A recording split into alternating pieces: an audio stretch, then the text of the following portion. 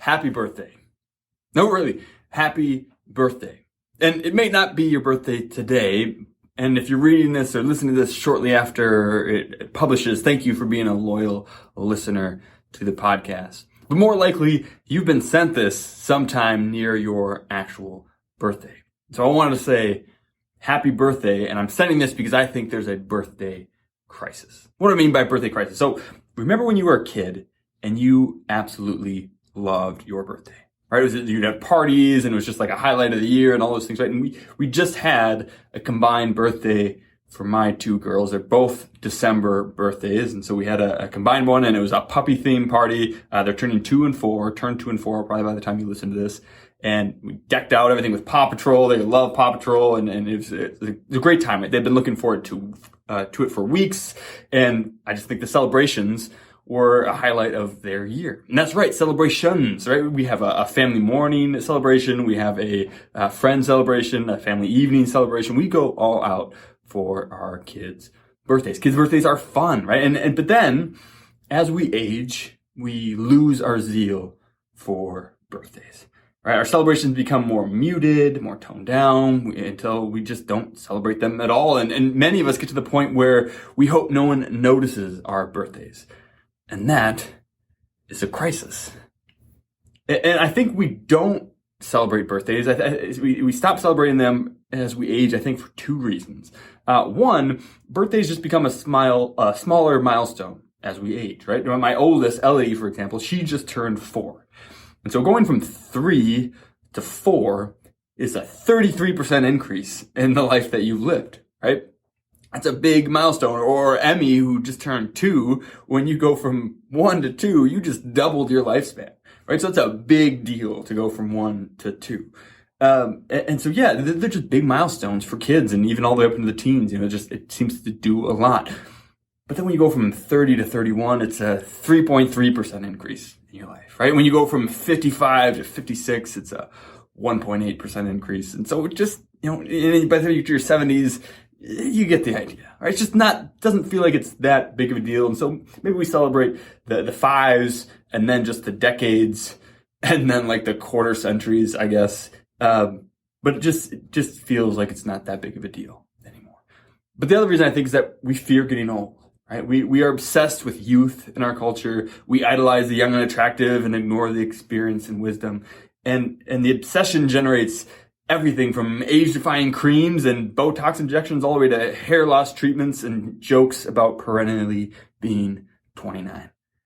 And this is a mindset, and I think it's a bad one, right? I personally, I love getting old. There isn't an earlier stage in my life that I would rather go back to. Life just keeps getting better. I'm very blessed in that way. And I think if you're intentional about your life and you take action on it, it can just keep getting better as you have better relationships and achieve more goals. And it can be great, right? And I feel sorry for people, genuinely, who say that they would rather return to their 20s. Right. And I say this to my friends locally, but I'll go on record here to you guys saying that I plan to peak in my 50s and 60s. Right, all the way through to the end of the 60s, and then maybe kind of curve off a little bit towards the end, maybe. But if you peaked in your 20s, 1, I feel sorry for you, and 2, you may want to reevaluate your life a little bit.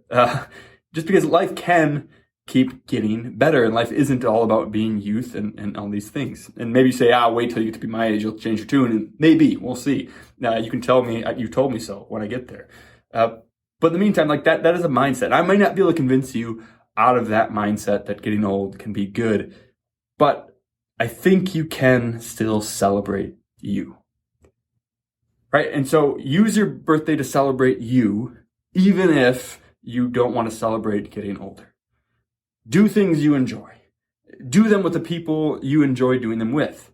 Because there's plenty of time for other things, plenty of time for other people and to serve other people and to do things for them. But to me, birthdays are a great excuse to celebrate you, to do things that you want to do with the people that you want to do it with. And I have to give my wife, Kayla, a lot of credit for this, for really getting me into birthdays. Because I was following the same line of petering out, who cares about birthdays? They're less important. They're for kids, maybe the decades, etc. And she really got me back into birthdays. So we have this wine glass. Show it to you guys on YouTube here. It says, "It's my birthday month." And that's kind of the vibe that we get, right? We don't just do birthdays, we do birth months, right? We celebrate all month long. So here's how Kayla and I do birthdays, right? And for us, for the adults, we celebrate in 4 ways. First, we do a friend birthday. If you want to do a birthday with friends, with a friend group and those kind of things. Kayla, you almost always do that. I will sometimes do it. I'm more of an introvert than she is, whatever. Then we do a family birthday, right? With us and the kids, party, family party. We do a couple birthday, a date night with just my wife and I for both of our birthdays. And then we do an individual birthday, right? Something we want to do alone. We're both social introverts, right? It may shock you, but I'm actually a huge introvert. I prefer to be alone. I can be social. I can talk to people. I'm an introvert nerd that can also talk to people. But we also want to be able to just do our own things. And we have young kids, right? And so on each of our birthdays, the other one will take over the kids, and there'll be some part in the birthday month when you get to just go off and do whatever you want. No strings attached, no guilt for taking some time for ourselves.